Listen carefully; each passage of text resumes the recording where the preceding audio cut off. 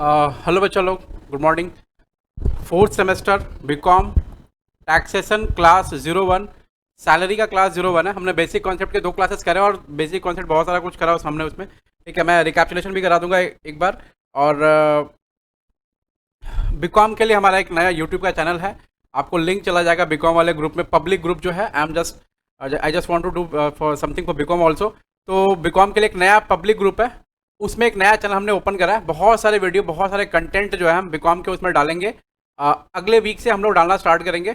आप उसको जरूर सब्सक्राइब फॉलो करिएगा। ठीक है, एकदम it's a brand new channel, उसमें 2-3 सब्सक्राइबर होंगे, तो उसको आप थोड़ा सा बढ़ाएं अपने हिसाब से, और बहुत सारे कंटेंट उसमें आएंगे। तो हमारा आज सैलरी का क्लास है, हम उसको स्टार्ट करते हैं। आइए।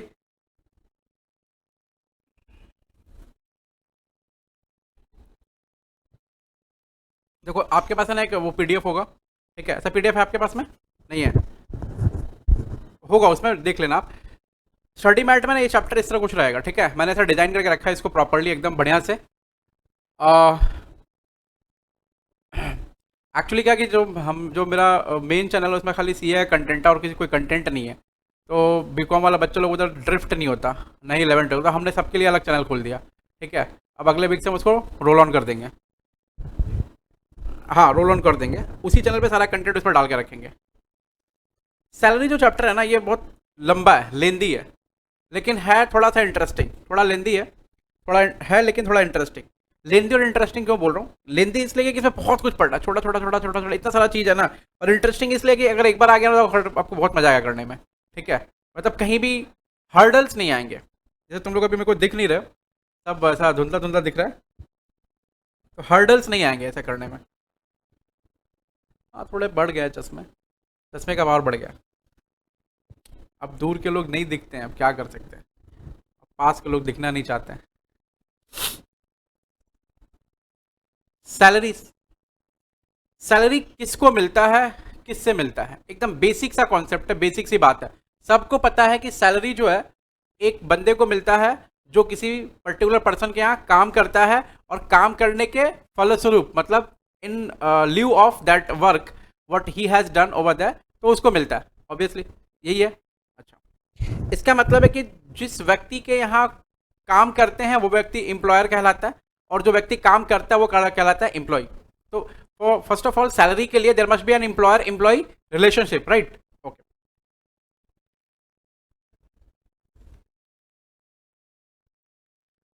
सैलरी स्टार्ट होता है सेक्शन 17 से। और मैं एक बार सैलरी का ना शीट दिखाता हूँ कि कैसे सैलरी का सारा कुछ एक जगह दिखता है, कैसा सैलरी होता है।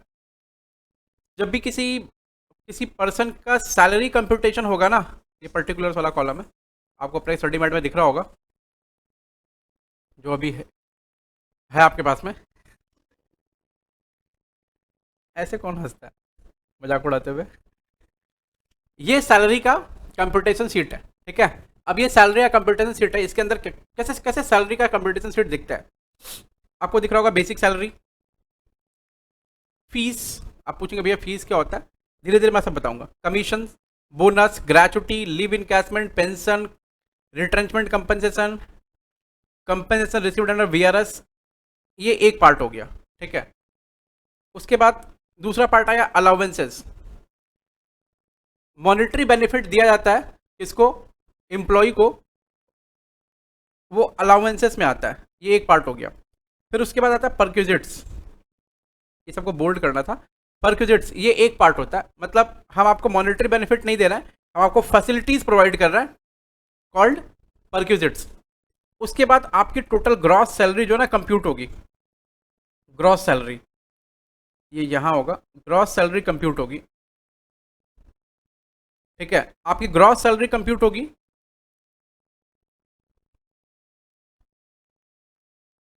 ग्रॉस सैलरी कंप्यूट होने के बाद में उसमें से फिर डिडक्शन मिलेगा।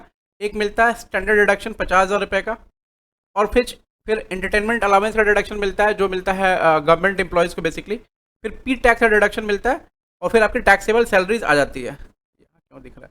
टैक्सेबल सैलरी आती है। ठीक है, अब उस टैक्सेबल सैलरी के ऊपर में क्या होता है, आप डिडक्शन लेते हैं 80 का, सेक्शन 80 का डिडक्शन लेते हैं।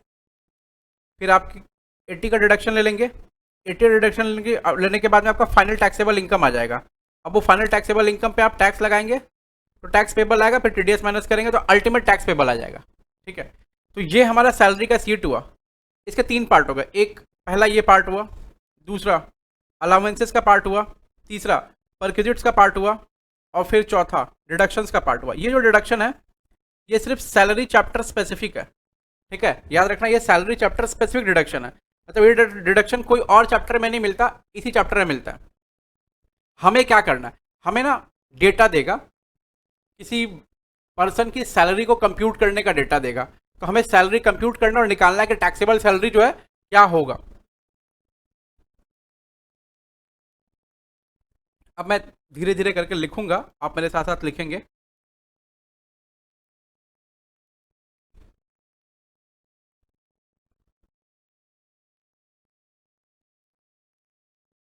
लिखो, इनकम फ्रॉम सैलरी, हेडिंग डालना, इनकम फ्रॉम सैलरी।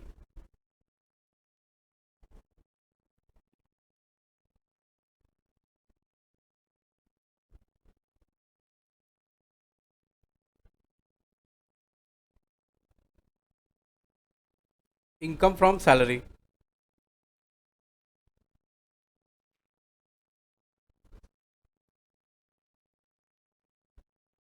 मैं पॉइंटर्स डाल के लिखूंगा, आप पॉइंटर्स के साथ में लिखना मेरे साथ, और लिखना सब कुछ।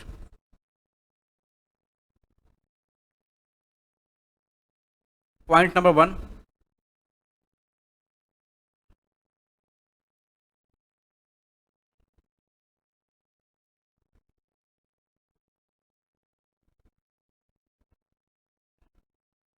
इंट्रो।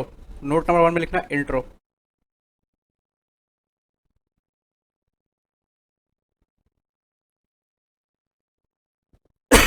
सुनना, इंट्रो में पहला हैशटैग,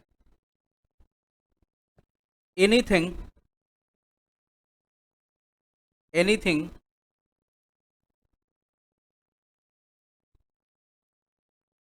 रिसीव्ड फ्रॉम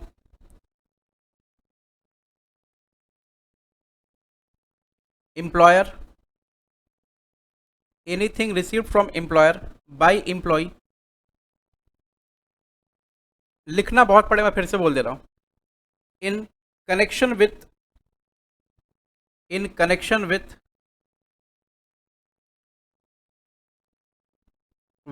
और टर्म्स ऑफ एम्प्लॉयमेंट, और terms of employment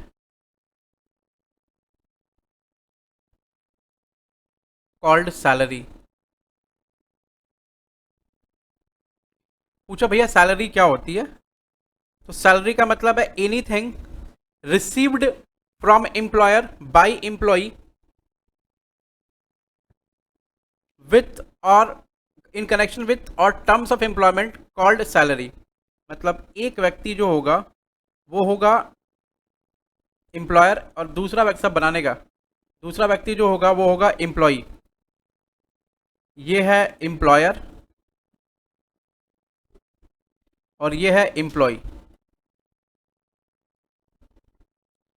employer employ को प्रोवाइड करेगा, ठीक है, कुछ भी,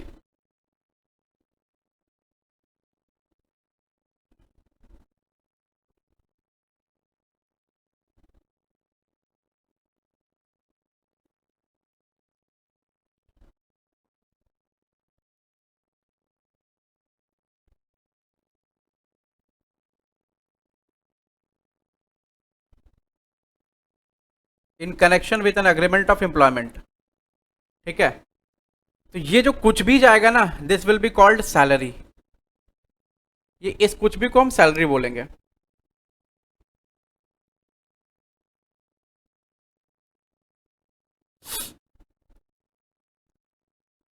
he will be the pair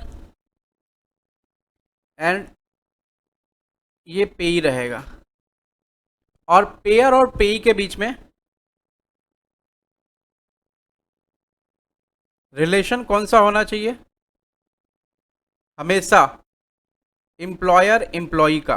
अगर एम्प्लॉयर एम्प्लॉई का रिलेशनशिप नहीं होगा तो वो फिर सैलरी के हेड में वो इनकम नहीं आएगा, ये बना लो, ठीक है। एम्प्लॉयर एम्प्लॉय के बीच का रिलेशन नहीं रहेगा तो फिर सैलरी के हेड में वो इनकम नहीं आएगा। तो हाउ,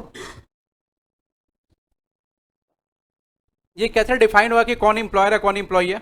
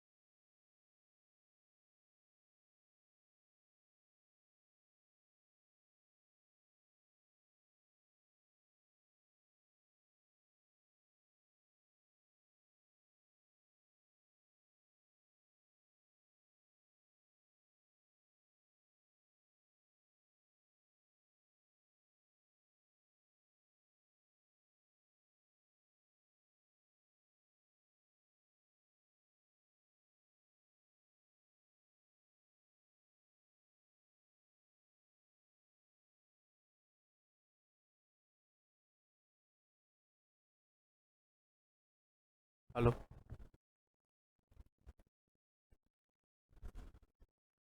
नेक्स्ट लिखना एक बार। एम्प्लॉयर, पहले रुको, वो क्या लिखा था मैंने? Employer, employ must act as per direction of employer. मतलब ऐसा कोई भी रिलेशन होगा जिसमें अगर कोई बंदा एम्प्लॉयर के डायरेक्शन पे एक्ट नहीं कर रहा होगा तो फिर वो एम्प्लॉयर एम्प्लॉय रिलेशनशिप नहीं आएगा।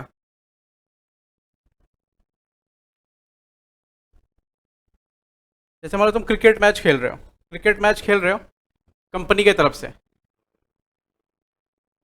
तो क्रिकेट मैच खेल रहे हो कंपनी के तरफ से, तो कंपनी के तरफ से क्रिकेट मैच खेल रहे हो, तुमको एक्ट करना पड़ेगा एज पर द एम्प्लॉयर, ठीक है। तब जाकर के वो कहलाएगा एम्प्लॉयर एम्प्लॉय रिलेशनशिप। नेक्स्ट लिखना, एक टर्म आता है कॉन्ट्रैक्ट ऑफ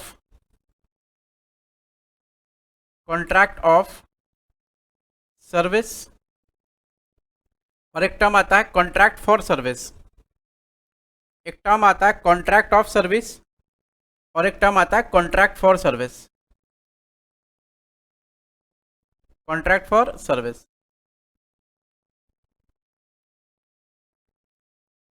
अरे भाई ये कौन बना दिया इसको?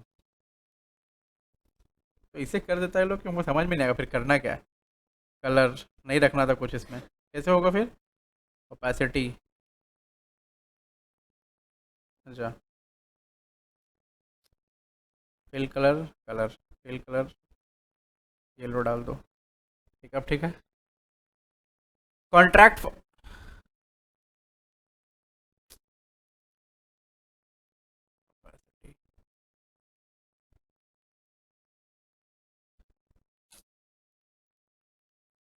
कॉन्ट्रैक्ट फॉर सर्विस और कॉन्ट्रैक्ट ऑफ सर्विस। अब कॉन्ट्रैक्ट फॉर सर्विस और कॉन्ट्रैक्ट ऑफ सर्विस क्या होते हैं? यहाँ लिख दो वर्सेस। इसमें एक एक करके पॉइंट लिखवाऊंगा, ठीक है। कॉन्ट्रैक्ट ऑफ सर्विस और कॉन्ट्रैक्ट फॉर सर्विस का मतलब क्या समझ में आ रहा है? जैसे मान लो मैंने ना एक कारपेंटर बुलाया और बोला कि एक वो बना देना टेबल, ठीक है। तो उसके साथ में मेरा कॉन्ट्रैक्ट ऑफ सर्विस रहेगा या कॉन्ट्रैक्ट फॉर सर्विस रहेगा?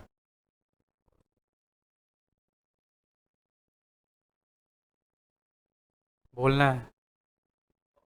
ऑफ सर्विस होगा। कॉन्ट्रैक्ट ऑफ सर्विस जो होता है वो हमेशा एम्प्लॉयर एम्प्लॉय रिलेशनशिप में होता है, ठीक है। एंड कॉन्ट्रैक्ट फॉर सर्विस जो होगा वो हमेशा किस पे होता है? हम जब किसी को काम अलॉट करते हैं कोई, तब। अच्छा, कॉन्ट्रैक्ट फॉर सर्विस में जो कॉन्ट्रैक्टी होगा, कॉन्ट्रैक्टी कौन होता है? कॉन्ट्रैक्ट पढ़ा है ना? कौन सेमेस्टर में था ये सब? सेकंड में? अरे contract account, contract costing second में था, जिसमें तुम्हारा 74 आया था। हम तो कभी बीकॉम वालों से मार्क्स से नहीं पूछे, रिजल्ट भी नहीं पूछते, वो हम लोग उस दिन बात करते हम सुन लिए। तो कॉन्ट्रैक्ट फॉर सर्विस का मतलब हम किसी को आउटसोर्स कर रहे हैं अपना work, that is called contract for service, ठीक है। कॉन्ट्रैक्ट ऑफ सर्विस में हम किसी को रख रहे हैं अपने अंदर काम करने के लिए, सर्विस का कॉन्ट्रैक्ट है और सर्विस करने के लिए कॉन्ट्रैक्ट है, ठीक है। खैर इतना पूछेगा नहीं डीप डाउन जा करके ऐसा, लेकिन फिर भी पढ़ लो, पढ़ा रहा हूँ तो मैं तो वैसे ही पढ़ाऊंगा ना जैसे पढ़ाता हूँ, ठीक है। लिखो, employer can direct and control the employ and control the employ. employer can direct and control the employee and the manner of performance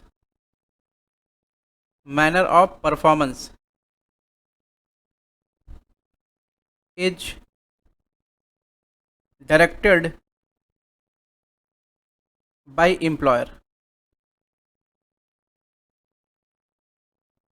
मतलब manner of performance employer direct करेगा कि भाई किस तरह तुम काम करोगे, ये एम्प्लॉयर डायरेक्ट करेगा और कोई डायरेक्ट नहीं करेगा, ठीक है। यहां पर कॉन्ट्रैक्टी, अच्छा कॉन्ट्रैक्टर कॉन्ट्रैक्टी कौन है? जो कॉन्ट्रैक्ट देता है वो कौन कहलाता है? कॉन्ट्रैक्टर नहीं कॉन्ट्रैक्टी? जो कॉन्ट्रैक्ट देता है कॉन्ट्रैक्टी कहलाता है, जो कॉन्ट्रैक्ट लेता है वो कॉन्ट्रैक्टर कहलाता है। तो अगर मान लो मैं किसी को बुला रहा हूँ काम करने के लिए, बोला ये पानी का बोतल साफ करना है, एक आदमी कॉन्ट्रैक्ट दिया, ठीक है।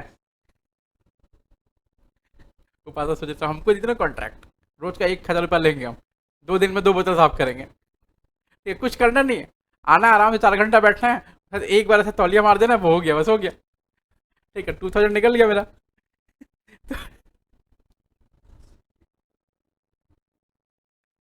वो स्त्री है। आ जाओ। तो कॉन्ट्रैक्टर जो होता है ना, इसमें कॉन्ट्रैक्टी जो होता है, जैसे हम किसी को रखे काम करने के लिए, ठीक है, वो मेरा इंप्लॉय हो गया।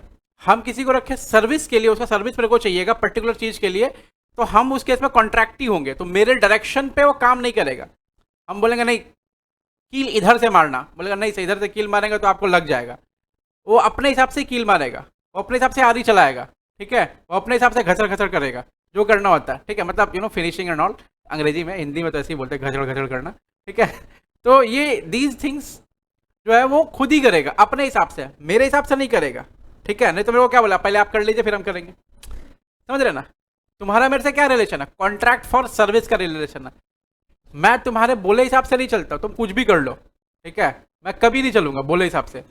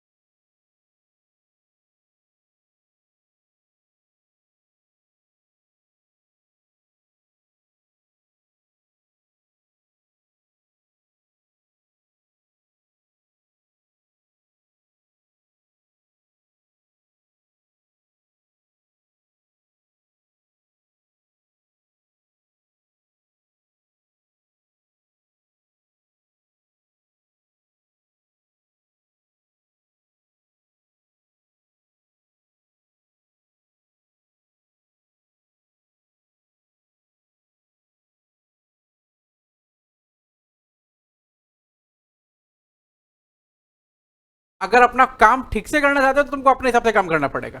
तो हमारे बीच में क्या है, कॉन्ट्रैक्ट फॉर सर्विस है, यू पे मी फॉर द सर्विस, ठीक है। I do not run my self on your direction, ठीक है। हाँ, तुम मेरे डायरेक्शन में जरूर चलते हो, ठीक है। तो हमारे बीच क्या है, हमारे बीच सम्मान का रिलेशनशिप है, ठीक है। हमारे बीच क्या है, हमारे बीच रुपया पैसे की कोई बात नहीं है, ठीक है। हमारे बीच में आपसी क्या है, प्रेम है, ठीक है। हमारे पास में आपसी प्रेम है, ठीक है। वो वाला पेमेंट हम थोड़ी लेते हैं, और अपने लिए थोड़ी लेते हैं, जो खर्चा होता है तो उसके लिए देता है। लिखना, contractee can decide the target, contractee can decide, contractee can decide the target only,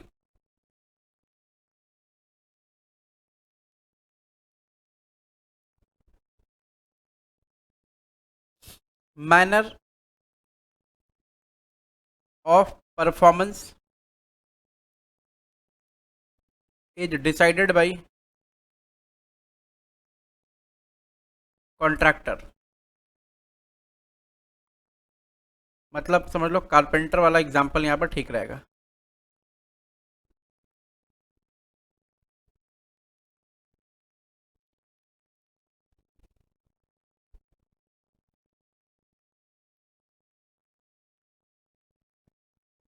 next hashtag देना, अगर मान लो पार्टनरशिप फर्म में कोई बंदा है, पार्टनरशिप फर्म में है, जैसे मान लो निदा है, ठीक है। निदा और ये क्या नाम है, स्वीटी मिल करके ना पार्टनरशिप कर रहा है, शीतल, ठीक है। निदा और शीतल जो है मिल करके,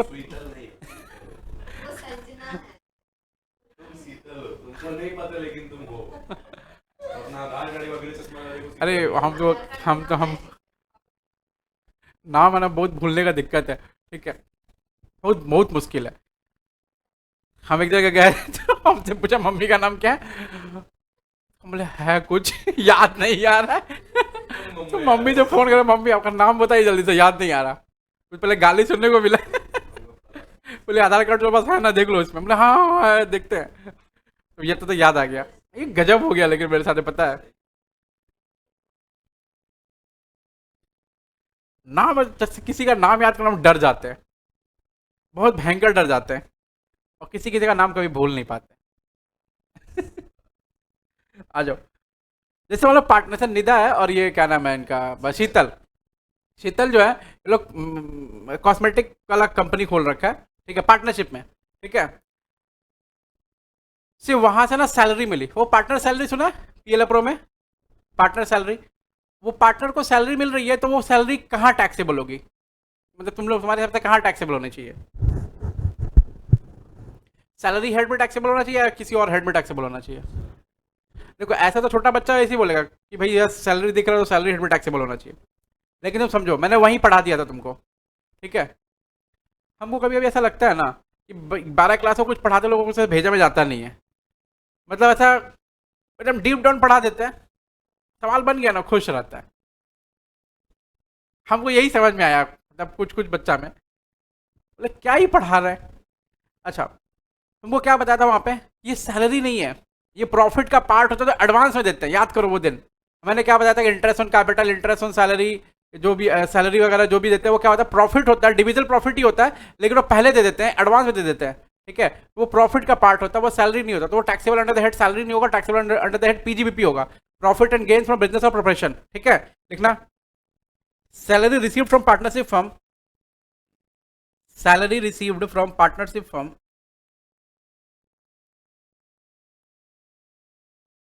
from partnership firm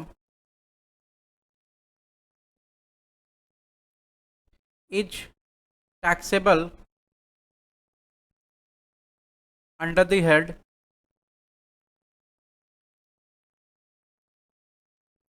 PGBP, not salary.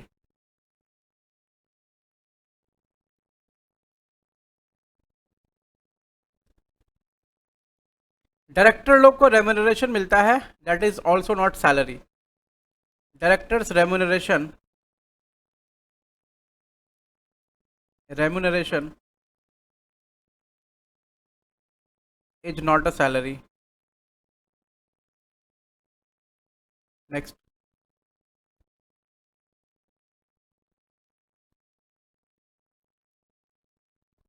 Salary and wages अलग अलग हैं क्या? नहीं, are identical. Salary and wages are identical. Salary और वेजेज क्या है? एक जैसे है, आइडेंटिकल है, सबका ट्रीटमेंट एक जैसा होगा। जैसे मान लो निदा है, ठीक है, शीतल का एक कंपनी है, शीतल कॉस्मेटिक्स प्राइवेट लिमिटेड, ठीक है। निदा को उसमें मान लो अकाउंटिंग डिवीजन में डाल दिया, ठीक है, और उसको सैलरी वैलरी देते हैं, मतलब 20 लाख रुपए साल का मिलता है उसको। इन लोग दोस्त है। हाँ, तो क्या हुआ कि उनका फिर कुछ झगड़ा हो गया कोई चीज़ को लेकर के। लड़की अल्टीमेटली तो लड़की ही है ना, दोनों। तो निदा बोली हमको सैलरी नहीं चाहिए इस साल का, वो पूरा सैलरी छोड़ दी, ठीक है। सैलरी छोड़ करके चली आई गुस्सा में, सैलरी ली भी नहीं, दूसरी कंपनी में जॉब कर रही है। इनकम टैक्स वाला वो भी सैलरी कंप्यूटर कर टैक्स ले लिया इनसे, बोला वो सैलरी तुम ली नहीं हो लेकिन फिर भी टैक्स ले लेंगे। इनकम टैक्स वाला बोलता है अगर आपने सैलरी छोड़ दिया है, ठीक है, कहीं पर नहीं लिया, ठीक है, तो भी उस सैलरी पर टैक्स तुमको ही देना पड़ेगा। For going of salary is also salary, ठीक है, लिखो।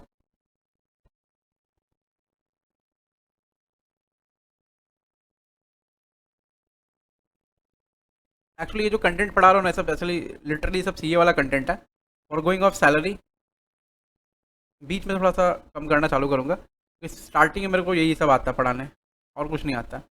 For going of salary is also a salary, for going of salary is also a salary, is also a salary and taxable under under the head salary. अब next सुनो, note number 1 हो गया ना। Next लिखो। मान लो जैसे निदा है, तो कोई कॉलेज की ना प्रोफेसर बन गई, ठीक है, बच्चा लोगों को पढ़ा रही है। क्या पढ़ा रही है? डर्मेटोलॉजी पढ़ा रही है, स्किन केयर, ठीक है, उसको वही सब हम ठीक लगता है, ठीक है, स्किन में से कांटे निकाल देगी पढ़ाएगी तो, ठीक है। तो डर्मेटोलॉजी पढ़ा रही है, तो बच्चा लोग परीक्षा दिया, परीक्षा का जो पेपर आया चेक करना था। मान लो शीतल ग्रुप ऑफ कॉलेजेस में डर्मेटोलॉजी पढ़ा रही है, ठीक है। तो नहीं, अभी जब आएगी तब। तो मान लो ये पेपर चेक की, एक पेपर चेक करने का 30 रुपये मिलता है, 4,000 पेपर चेक की, कितना हो गया? 1,20,000। नाउ दैट 1,20,000 कौन से हेड में टैक्सेबल होना चाहिए? ये 1,20,000 सैलरी हेड में टैक्सेबल होगा। क्यों? क्योंकि ये उस कॉलेज की एम्प्लॉई है और उसी कॉलेज के द्वारा रन किया गया एग्जामिनेशन का कॉपी चेक किया जा रहा है ना। अब मान लो Sheetal group of colleges Delhi university से एफिलिएटेड है, ठीक है, उसमें अब इनके पास है ना वो डर्मेटोलॉजी डिपार्टमेंट का कॉपी आ गया, डीयू का जो बोर्ड एग्जाम हुआ उसका। अब उस बोर्ड एग्जाम का कॉपी आ गया, अब ये वो चेक की, डीयू 50 रुपया दिया, 1,000 कॉपी चेक की, 5,000 कॉपी चेक की, 2.5 लाख रुपया आया। नाउ दैट 2.5 लाख किस हेड में टैक्सेबल होगा? हाँ जी, एजेपी क्या होता है? अरे वो तो सैलरी से बाहर चली गई। नहीं नहीं, तो तुमको इनकम मिला ना, तो तुमको इनकम मिला, तुम्हारे किस हेड में टैक्सेबल होना चाहिए? क्या डीयू जो है तुमको कंट्रोल करता है? तुमको कंट्रोल कौन कर रहा है? शीतल ग्रुप ऑफ कॉलेजेस। तो शीतल ग्रुप ऑफ कॉलेजेस के हिसाब से तुम चलोगे, लेकिन डीयू के हिसाब से तुम नहीं चलोगी, ठीक है। डीयू कॉपी चेक देने के लिए बोला, तुमने चेक किया, दे दिया, बोला लीजिए, ठीक है। ये इनकम फ्रॉम अदर सोर्सेस में जाएगा, ठीक है, ये सैलरी के हेड में नहीं आएगा, ना ही पीजीबीपी में, ना ही कैपिटल गेन में, और ना ही एचपी में। कहा जाएगा? Income from other sources. समझ रहे हैं ना? हमारे पास 5 हेड है, ठीक है, वो जो आप बोले ना वो व्यक्ति पर्सन है, आप तो इंडिविजुअल है, आपका टैक्स इंडिविजुअल के हिसाब से होगा। एजेपी मतलब दूसरा कोई। लिखो।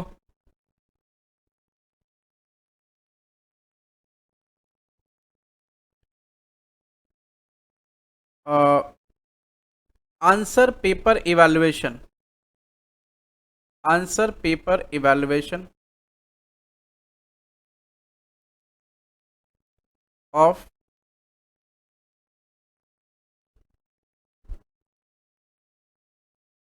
यूनिवर्सिटी या board exam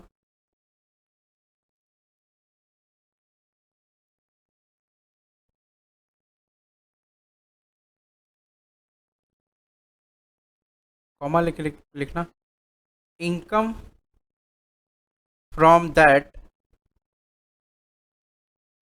shall be taxable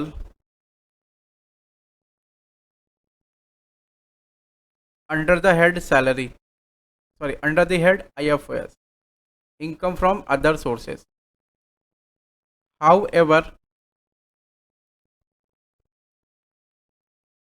income from answer paper evaluation, from answer paper evaluation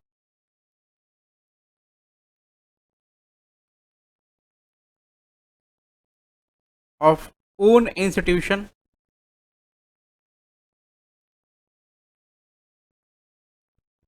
shall taxable under the head salary.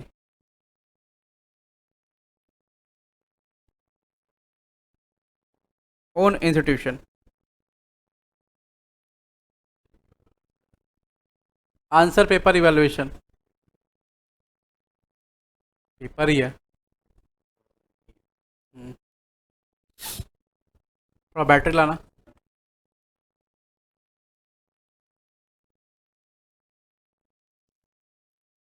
थोड़ा नहीं, दो लाना battery.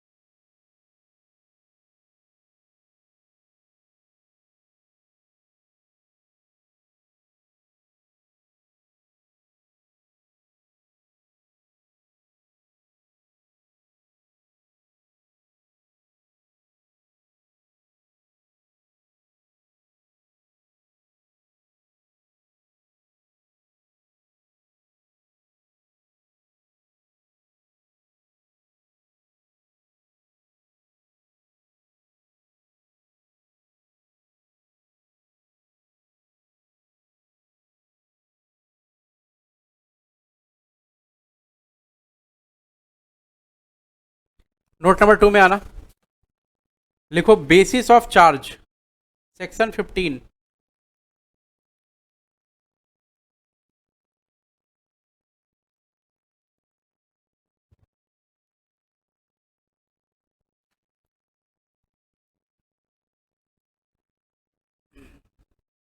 Basis of charge, section 15।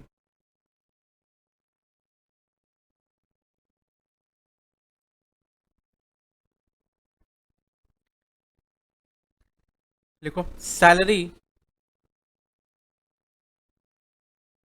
Is chargeable to tax, salary is chargeable to tax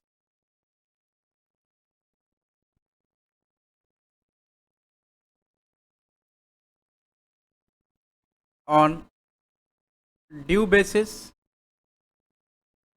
or receipt basis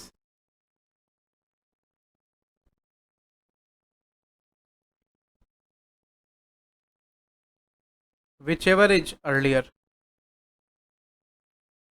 on due basis or receipt basis whichever is earlier।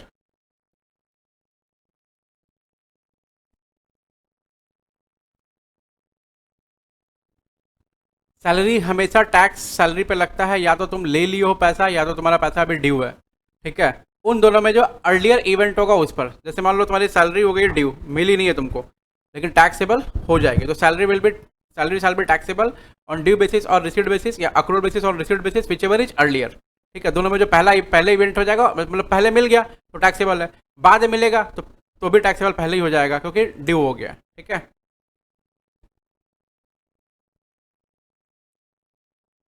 देखो taxable salary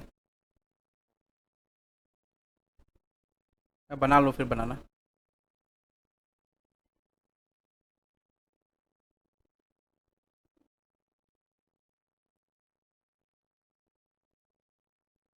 लिखो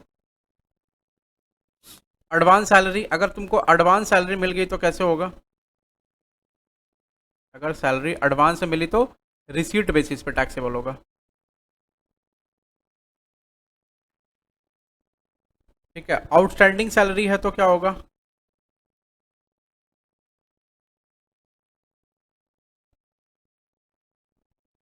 due basis पे taxable होगा।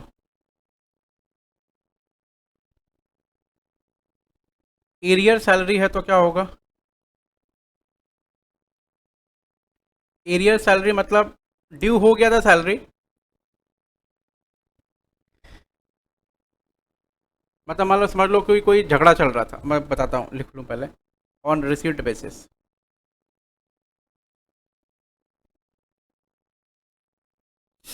जैसे मान लो आ, सुजीत है, ठीक है, सुजीत का एक बिजनेस है, सुजीत गारमेंट्स प्राइवेट लिमिटेड, उसमें का डिजाइन डिपार्टमेंट का काम जो है उपासना देखती है। ठीक है, उपासना बोली 25 लाख रुपए साल का लेंगे, वो दे रहा है। उपासना को कहीं और से ऑफर आ गया, बोला 40 लाख रुपए देंगे, बढ़िया डिजाइन बनाते हैं आप, आइए बनाइए डिजाइन। उपासना तो ऑब्वियसली कोई भी स्विच करना चाहेगा। उपासना क्या नाम है उसका, किस बंदे का? सुजीत। सुजीत को बोली कि भैया आप जो है मेरा सैलरी 45 लाख रुपए कर दीजिए साल का, क्योंकि मेरे को 40 का ऑफर मिल रहा है, if you want to retain me then increase my salary. बोला ठीक है, हम 41 लाख कर देंगे, 45 मत मांगो, 1 लाख खाली ज़्यादा देंगे तुमको साल का। अभी कितना मिल रहा था? 25, बाकी कितना हो गया? 16 लाख रुपए एक्स्ट्रा, राइट। अब क्या हुआ, बोल तो दी साल का, लेकिन ये 2 साल से सैलरी बढ़ा के दिया ही नहीं। ठीक है, अब इसका उसका झगड़ा चल रहा है इस चीज़ को लेकर के, कोर्ट में केस चला गया, ये जीत गई।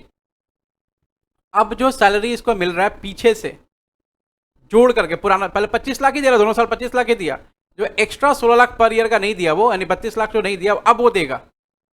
This is called arrear salary. अब ये एरियर सैलरी किस बेसिस पर टैक्सेबल होगा? तो ये रिसीट बेसिस पर टैक्सेबल होगा, क्योंकि झगड़ा था बीच में, झगड़े के बाद में 16 हुआ, पता चलता, तब ना पता चला कि भाई इतनी सैलरी जो है एग्जैक्टली मिलने वाली है, ऐसा।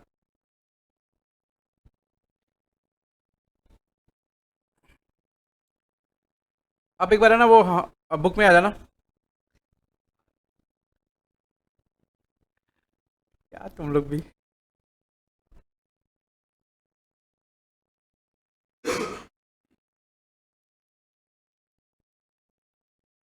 ये 3 चीजें दिख रही है, 4 चीजें। देखो जब कोई भी व्यक्ति अपने सर्विस से रिटायर होता है ना, पूरा नौकरी से, तो उसको रिटायरमेंट बेनिफिट में कुछ ना कुछ मिलता है। तुम लोग में किसी के पिताजी सर्विस से रिटायर हुए, मिला कुछ? नहीं, नहीं मिले मतलब मिलता है। एक तो मेरा स्टूडेंट था, ठीक है, हमको बोला कि पापा जो है रिटायर हुए हैं, हम नया बिजनेस ओपन किए हैं। एक्चुअली हम गलती से पूछ लिए, तो रिटायरमेंट बेनिफिट मिला ही होगा, कितना मिला तो मेरे को बताया, कुछ अमाउंट। तो हम बोला अच्छा, तो हम पूछे कि वैसे सैलरी कितना था उनका पर मंथ, बोला भैया 45-48 हज़ार रुपया था। तो जैसे ही बोला 45-48 हज़ार रुपया, बस हम सब पूरा गुणा गणित लगा लिए, हम बोले भाई 22-23 लाख से कम नहीं मिला होगा। बोला हाँ भैया 24.5 लाख मिला है। बोले 5 लाख क्यों बोला तुम? किससे बोल रहा, पहले देखेगा ना, क्योंकि कैलकुलेशन होता है उसका कि इतना मिलेगा तुमको, पक्का फिक्स है।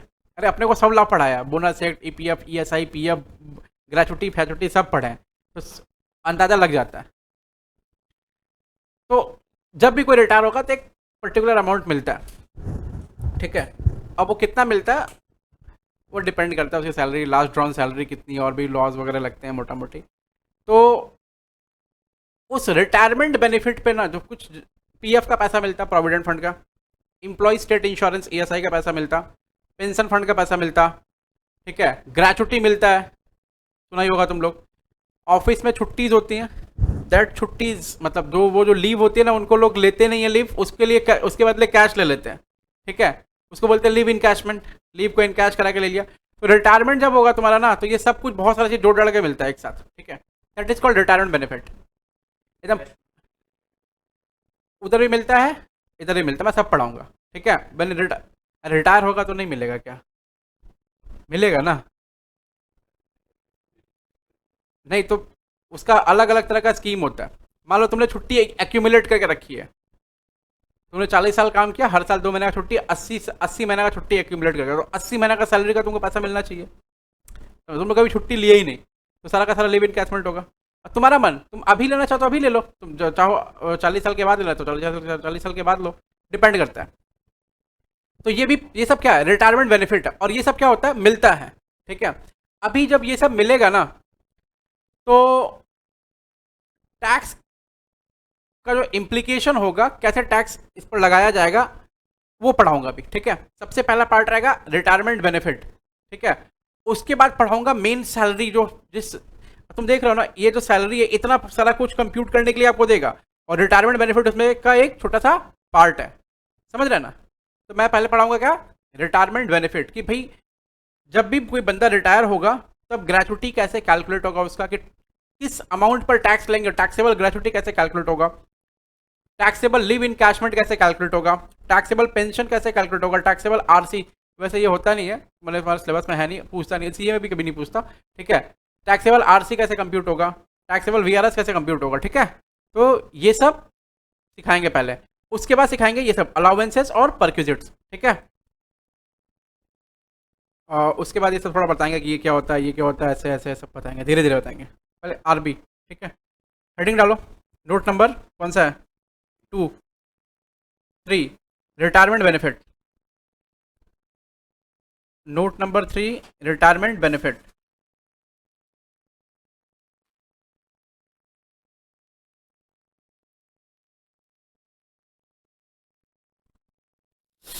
Note number 3, retirement benefit.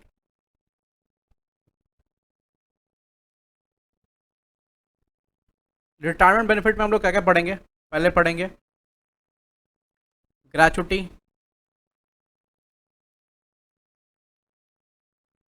फिर पढ़ेंगे लीव इनकैशमेंट,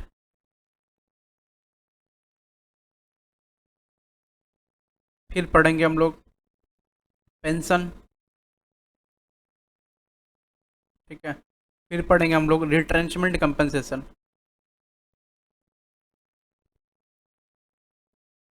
कंपनसेशन,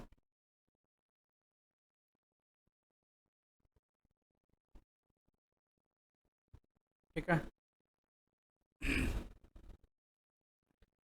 हेडिंग डालना 1 number gratuity.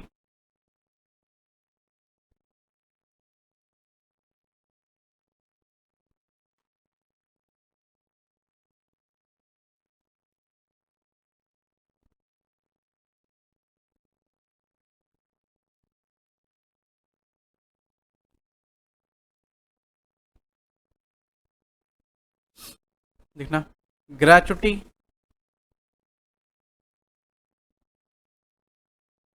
Is a retirement benefit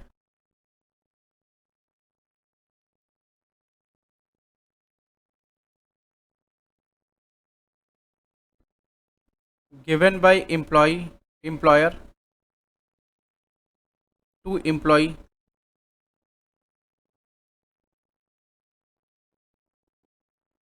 for his past services,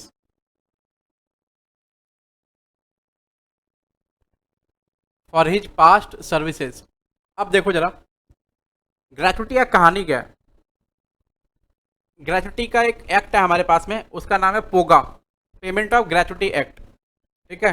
जैसे एक सेल ऑफ गुड्स एक्ट, तुम्हारे फर्स्ट सेमेस्टर में था, जिसका नाम था सोगा, वैसे ये सोगा का बड़ा भाई ये पोगा, ठीक है। तो उसमें क्या है, अब ग्रेचुटी का इजाद कहाँ से हुआ, कैसे ग्रेचुटी आई, ठीक है। जैसे मान लो ये रिया है, ठीक है, रिया है, अच्छा तब ठीक है। ये एक कंपनी है, उसमें काम कर रही है।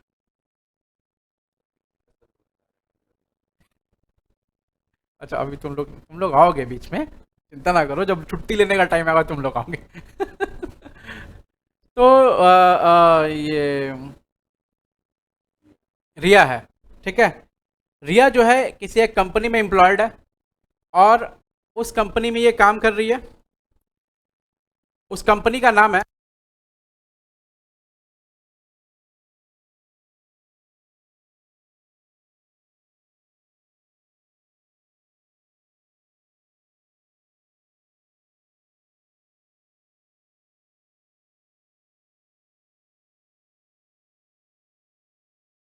उस कंपनी का नाम है, कि गांव वाला औरत लोग की तरह क्यों ऐसे बात कैसे करके,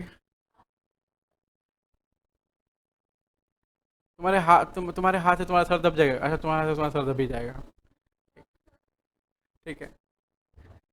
मेरे घर में ना एक तो मेरे रिलेटिव उनकी बच्ची आती है, तो कभी कभी मम्मी बोलती है उसको पैर दबाने के लिए, तो पैर कम ज़्यादा हिलती ज़्यादा है, ऐसे ऐसे बोलती है, हिलना नहीं है पैर दबाना है, ठीक है। वो दिखा देती कि हम पैर दबा रहे हैं, इतना मेहनत किए हैं, ठीक है, होता कुछ नहीं है। बच्ची मतलब 18-19 साल की है। तो उपासना केमिकल्स में वो काम करती है, और उपासना केमिकल्स में उपासना मैडम की वो फेवरेट है एकदम, ठीक है। 55 साल काम की। अब 55 साल काम करने के बाद में उसने रिटायरमेंट लिया, तो उपासना मैडम ने ना उसको एक बंगलो दिया गिफ्ट में, 3 करोड़ रुपया कैश दिया, ठीक है।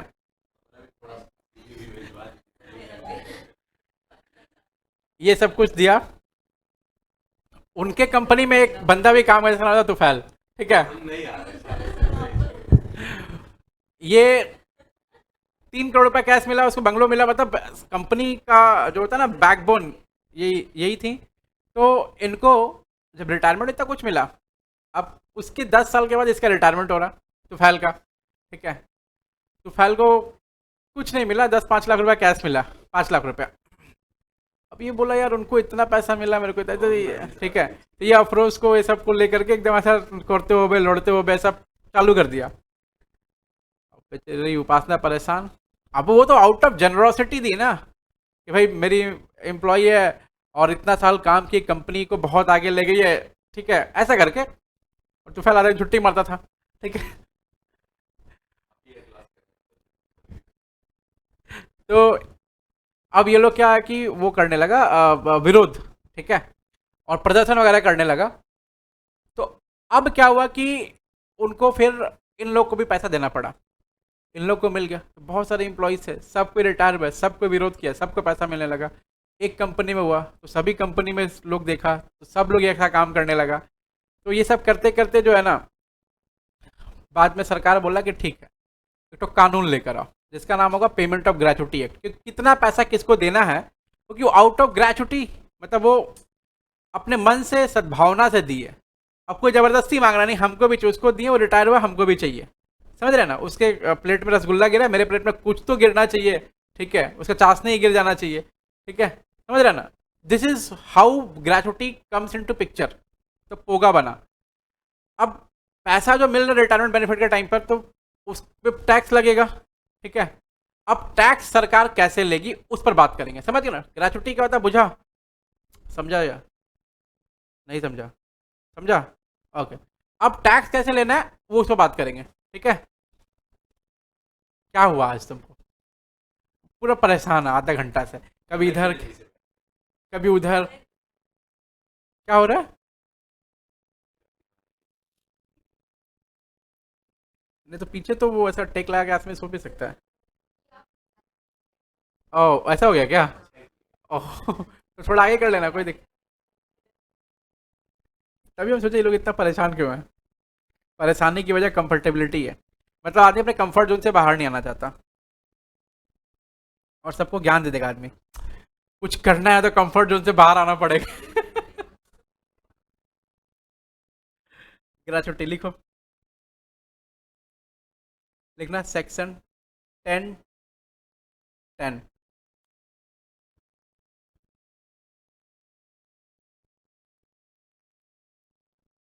सेक्शन 10(10). ग्रेचुटी को 3 पार्ट में ऐसा डिवाइड करने का।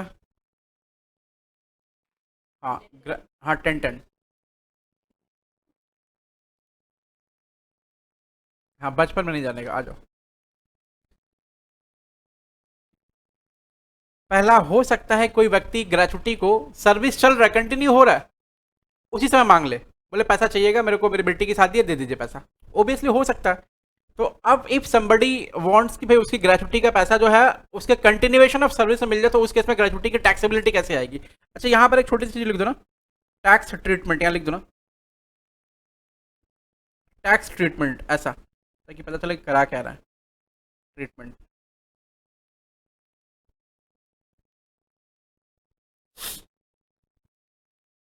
In continuation of service, in continuation of service. अगर ग्रेचुटी का पैसा किसी को कंटिन्यूएशन ऑफ सर्विस में मिल गया तो क्या होगा? Fully taxable. क्या होगा बेटा? Fully taxable.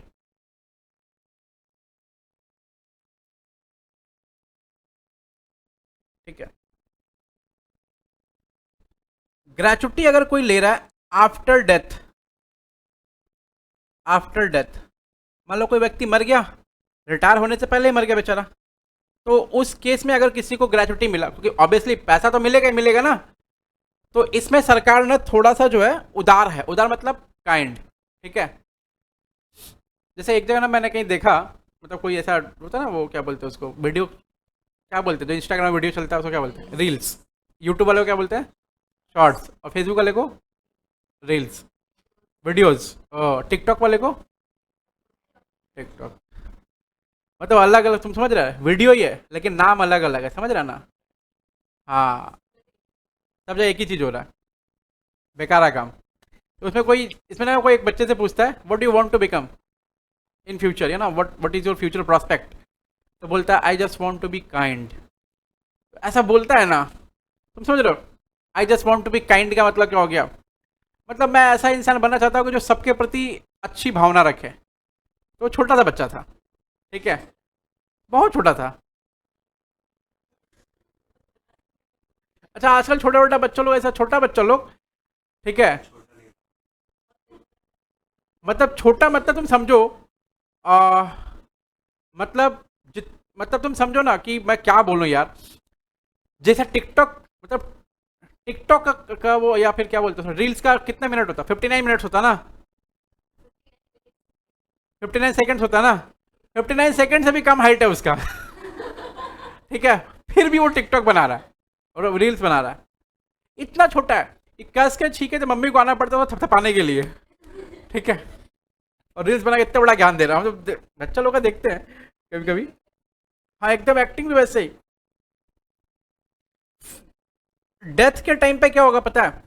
सरकार थोड़ा उदार है, काइंड हार्टेड है, बोला ना, एक तो ऐसे ही बेचारा मर गया, ठीक है, ऐसे ही मातम पसरा हुआ, उसमें बोले टैक्स दो हमको, तो कैसा महसूस होगा? ये क्या होगा? फुल्ली एग्जम्प्टेड, ठीक है, फुल्ली एग्जम्प्टेड। यहाँ तक तो आपको कुछ नहीं करना पड़ा। अब आता है, ये सब अलग अलग तरह का इसमें डिजाइन कौन बना के रखा है? मैं नहीं बनाया, वो प्रियांशु आता पढ़ाने के लिए economics. On termination of service, वो बेचारा पहला दिन इकोनॉमिक्स पढ़ाया, ठीक है, जिस दिन हम बहुत डर रहे थे, ठीक है, क्या पता बच्चों लोगों को समझ आएगा नहीं आएगा, ठीक है, पहले दिन इकोनॉमिक्स पढ़ा के निकला ना, तो हम सबसे रिव्यू पूछे, ठीक है, हमको सब निकलते ही बोलना, भैया क्या पढ़ाए हैं भैया, क्या पढ़ाए हैं भैया, ठीक है। नहीं, वो literally he is a UPSC aspirant है, ठीक है, उसका एक ऑप्शनल सब्जेक्ट इकोनॉमिक्स है, तो बहुत खतरनाक पढ़ता है, ठीक है, भयंकर पढ़ाता है इकोनॉमिक्स। तो बाद में हम भी उसका एक दो वीडियोज़ वगैरह देखें, तो क्लास ही पढ़ाता है, हमारे ही स्टूडेंट है भाई, पढ़ा हम लोग से ही है।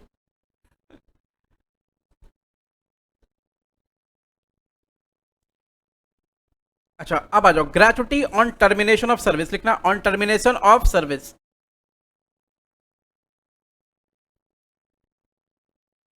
ऑन टर्मिनेशन ऑफ सर्विस, अगर मान लो सर्विस टर्मिनेट हुआ तो ग्रेचुटी जो है किस तरह से टैक्सेबल होगी। सुनो, जब सर्विस सर्विस टर्मिनेट होने का मतलब खत्म हो गया सर्विस, रिटायरमेंट हो गया बंदे का, तो उस केस में ना इसको दो पार्ट में डिवाइड किया गया। एक है गवर्नमेंट एम्प्लॉय, गवर्नमेंट एम्प्लॉय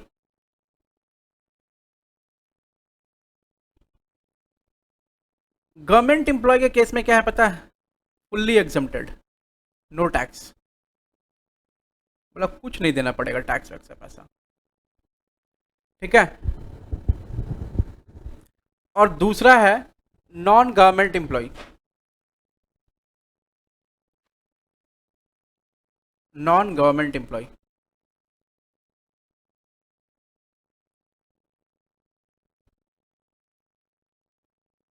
अब जगह रखना, मैं नीचे में दो बड़ा बड़ा चार्ट बनाऊंगा, इधर से लेके, ठीक है।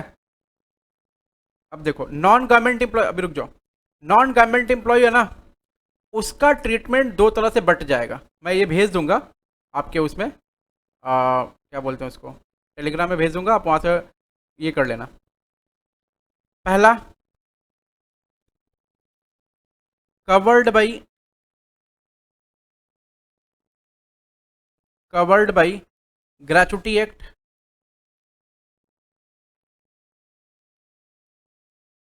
Not covered by gratuity act. दूसरा,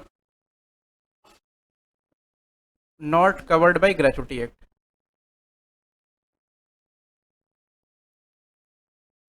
ग्रेचुटी एक्ट मतलब अगर मान लो एम्प्लॉय जो है ग्रेचुटी एक्ट में कवर्ड है तो टैक्सेबिलिटी कैसे आएगी, और एम्प्लॉय जो है ग्रेचुटी एक्ट में कवर्ड नहीं है तो टैक्सेबिलिटी कैसे आएगी, ठीक है।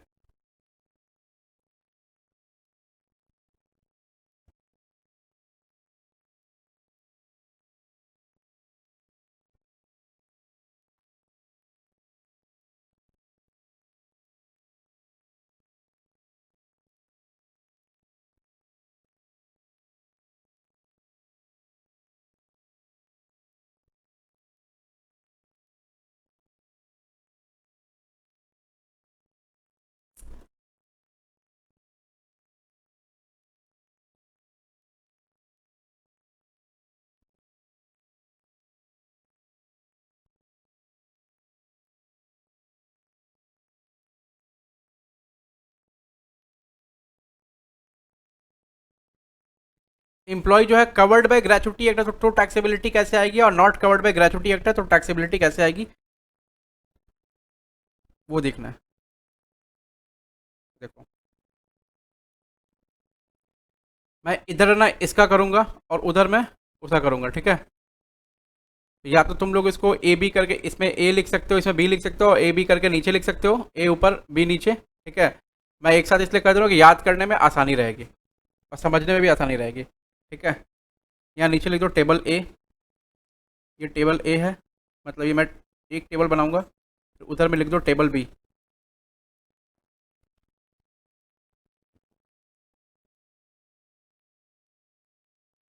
ये एक टेबल इधर बनाऊंगा।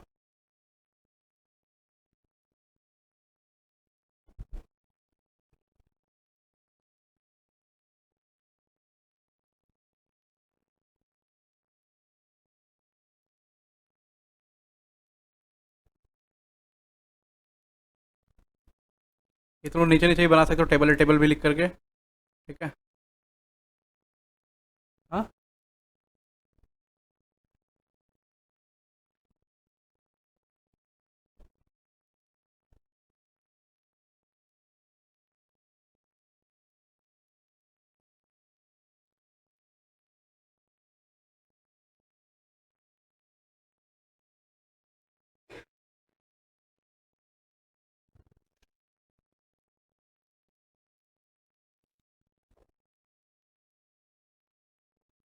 यहाँ लिखो रुपी, रुपी, यहाँ लिखना एक्चुअल ग्रेचुटी रिसीव्ड,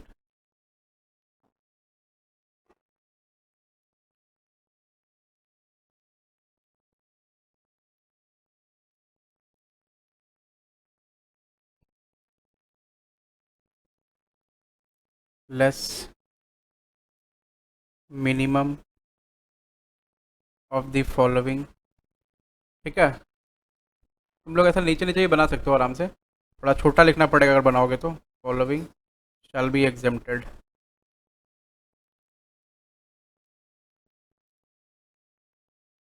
नीचे लिख दिया टेबल ए, और फिर उस नीचे बना रहा है, फिर उसके नीचे टेबल बी बना लिया। Minimum of the following shall B exempted. पहला number actual gratuity received.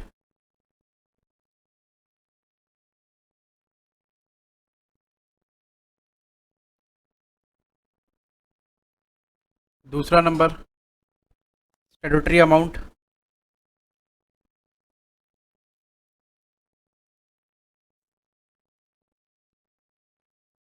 20 lakhs।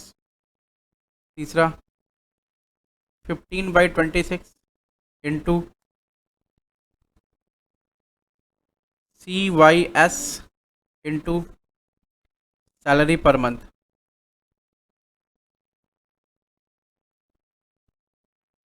अब इन तीनों में जो मिनिमम होगा वो बाहर आएगा, फिर यहाँ से ये लेस होगा, और जो बचेगा वो क्या होगा, टैक्सेबल ग्रेचुटी।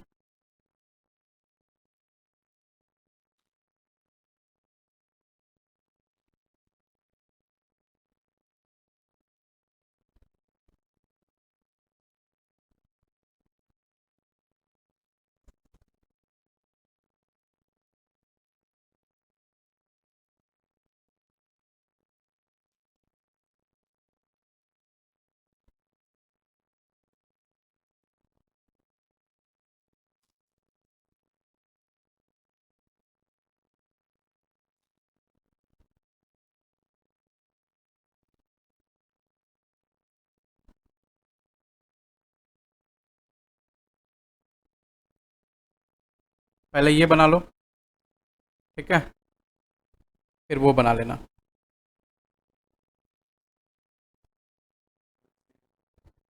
हाँ, बस। सवाल इस पे अगले क्लास में कराऊंगा।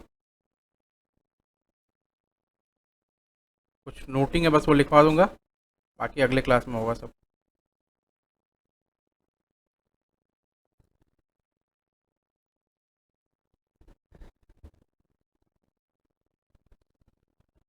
ऐप में तुम लोग का बैच बना हुआ है क्या? नया बैच में ऐड हुआ है क्या तुम लोग? नहीं?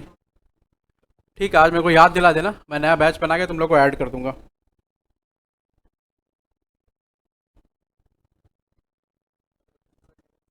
हाँ बाबू, दूसरा टेबल थोड़ा छोटा कर देते हैं, ठीक है।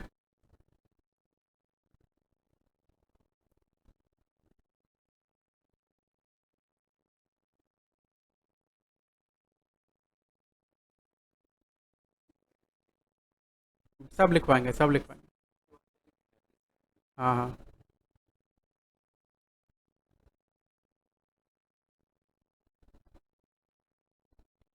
ये मैंने बोला था तुम लोग नीचे नीचे करके बना लो, टेबल ए टेबल बी करके, तो वो बेस्ट रहता, थोड़ा सा स्पेसियस रहता। मेरे में क्या है कि हम तो कैसे भी एडजस्ट कर लेंगे ना।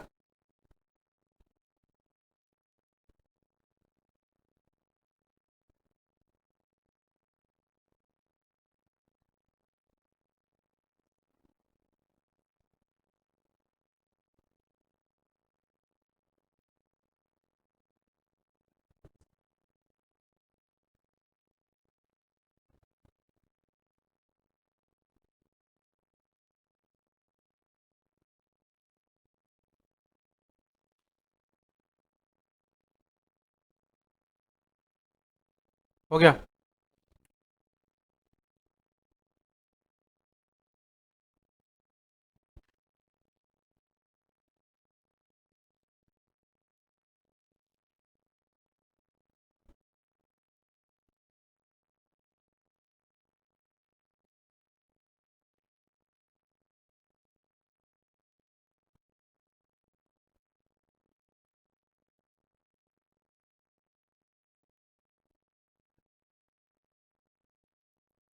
नोट लिखवाना होगा ना, टेबल ए का नोट अलग, टेबल बी का नोट अलग होगा।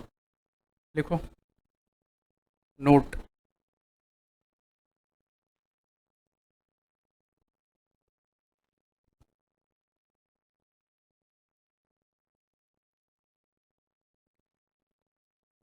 लिखो CYS मतलब completed year of service, year of service. तुम लोग पूरा लिखना, हाँ मेरे पास जगह नहीं था इसलिए नहीं लिखा था। Includes fraction, completed year of service includes fraction. Includes fraction का मतलब क्या है? जैसे मान लो 24 साल 9 महीना है, ठीक है, तो इसको यहाँ पर हम 25 ईयर्स मानेंगे, ठीक है। मतलब कंप्लीटेड ईयर ऑफ सर्विस में फ्रैक्शन इंक्लूड करके 1 साल बनाएंगे, समझ रहे हैं ना। दूसरा बेटा, सैलरी का मतलब यहाँ पर क्या है, लिखो salary here means basic plus DA last drawn, plus DA last drawn. अभी ये बात करेंगे कि बेसिक और डीए क्या होता है बाद में। Basic plus DA last drawn.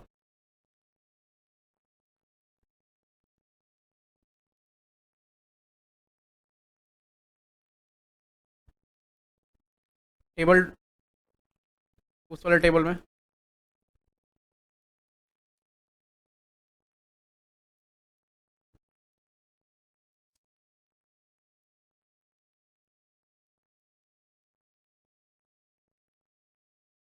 Note,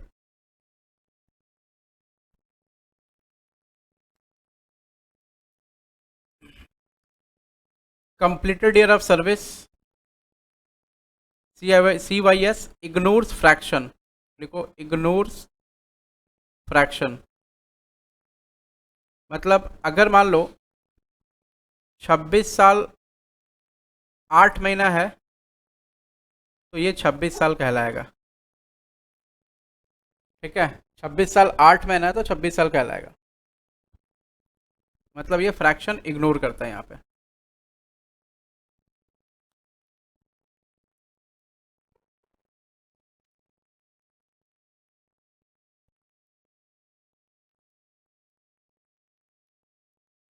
हो गया? कौन है?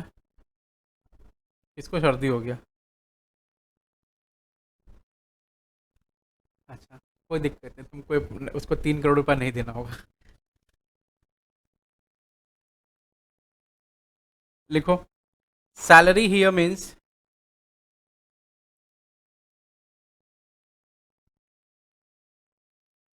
बेसिक प्लस डीए, ब्रैकेट में लिखना FPRB, सब लिखवाएंगे, क्या है, रोना मत अभी। Commission on turnover, commission on on on मत लिखना, commission as a fixed percentage of turnover. As a variable वाला नहीं आता है, fixed percentage of turnover. Commission as a fixed percentage of turnover being last 10 months average salary preceding the month of retirement, preceding the month of retirement।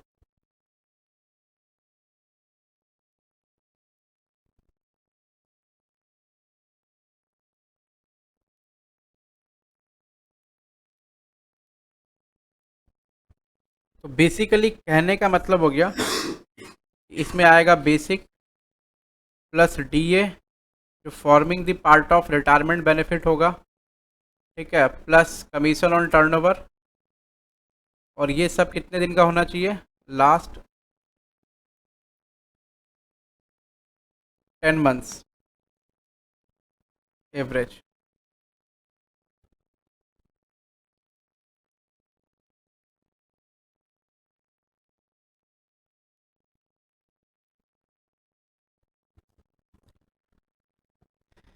समझा क्या? चलो एक बार है ना, जितना लिखा आपने सब कुछ उसको रिकैप्चुलेट करते हैं जल्दी से एकदम, 5 मिनट, ठीक है? एकदम 5 मिनट में सब कुछ हो जाएगा। साथ साथ बोलना तभी याद रहेगा तुम लोग को, नहीं तो याद नहीं रहेगा, पक्का एकदम फिक्स है। इनकम फ्रॉम सैलरी, एनीथिंग, साथ में बोलने का, anything received from employer by employee in connection with the salary, in connection with the terms of employment या सर्विस कॉल्ड सैलरी। कुछ भी रिसीव करेंगे in connection with terms of employment या service, वो होगा तो हमको मिलेगा, वो क्या, उसको क्या कहेंगे, सैलरी कहेंगे। दूसरा क्या बोला, employee must act as per the direction of the employer, यानी there must be an employer employee relationship होना चाहिएगा, ठीक है? उसके बाद में कॉन्ट्रैक्ट और सर्विस का मतलब क्या हो गया, employer can direct the employ, ठीक है? कॉन्ट्रैक्ट फॉर सर्विस का मतलब क्या हो गया, एम्प्लॉयर यहां नहीं होगा, ना ही यहां पर एम्प्लॉय होगा, यहां पर कॉन्ट्रैक्टर कॉन्ट्रैक्टी होगा, और कॉन्ट्रैक्टी सिर्फ टारगेट दे सकता है, डायरेक्शंस नहीं दे सकता, ठीक है? Salary received from partnership firm is taxable under the head PGBP, not salary. Directors remuneration is not a salary, hence not taxable under this head. वो कहां टैक्सेबल होगा, आईएफओएस में, ठीक है? Salary and wages are identical, both are identical, तो salary हो चाहे wages हो, ट्रीटमेंट एक जैसा ही होगा। फोरगोइंग ऑफ सैलरी मतलब सैलरी छोड़ देना, foregoing of salary is also a salary and taxable under this head, ठीक है? Answer paper evaluation of own institution, same institution in which you are employed is taxable under the head salary, और answer paper evaluation of board या university is taxable under the head income from other sources, IFOS, ठीक है? फिर basis of charge, salary कब chargeable होता है, salary chargeable to tax on due basis और received basis whichever is earlier. Arrear salary क्या होगा, cash में टैक्सेबल होगा रिसीव्ड बेसिस पे, एडवांस सैलरी रिसीव्ड बेसिस पे, और आउटस्टैंडिंग सैलरी ड्यू बेसिस पे। उसके बाद हमने क्या पढ़ा, रिटायरमेंट बेनिफिट। रिटायरमेंट बेनिफिट में सबसे पहले पढ़ा ग्रेचुटी, तो ग्रेचुटी किस सेक्शन में था, सेक्शन 1010। ग्रेचुटी के 3 पार्ट, पहला इन कंटिन्यूएशन ऑफ सर्विस में क्या होगा, fully taxable, after death fully exempted, और on termination of service 2 part, पहला government employ non government employ, government employee fully exempted, non government employee 3 part, 2 part है, covered by gratuity act, not covered by gratuity act. Covered by gratuity act है तो क्या होगा, कैसे taxable होगा, AGR actual gratuity received minus minimum of the following shall be exempted. पहला AGR, दूसरा statutory amount कितना है 20 लाख रुपया, फिर तीसरा 15/26 into completed year of service into salary per month, और उसके बाद में completed year of service here includes fraction also, ठीक है? और सैलरी पर मंथ का मतलब क्या हो गया, average basic plus DA last drawn, ठीक है? उसके बाद में not covered by gratuity act, कैसे टैक्सेबिलिटी निकालेंगे, कितना टैक्सेबल होगा, कैसे निकालेंगे, AGR actual gratuity received less minimum of the following shall be exempted. पहला एक्चुअल ग्रेचुटी रिसीव्ड, दूसरा स्टैट्यूटरी अमाउंट 20 लाख रुपया, तीसरा half into completed year service into average salary per month, और यहां पर CYS ignores fraction, completed service ignore करता है क्या, फ्रैक्शन। उसके बाद में complete average salary per month का मतलब क्या, basic plus DA forming the part of retirement benefit plus commission as a fix percentage of turnover being last 10 months average, ठीक है? इस तरह से ऐसा याद करना पड़ेगा, 5 मिनट 2 मिनट में ही हो गया होगा, ठीक है? ऐसे रोज करेंगे आपको पूरा याद होता जाएगा। अब अगली क्लास है मेरे साथ बोलेंगे, ठीक है? बोलेंगे तो याद रहेगा। चलो आज के लिए बस इतना ही, शुक्रिया, फिर मिलते हैं अगली क्लास में, तब तक के लिए अपना ख्याल रखना, बाय, गुड नाइट।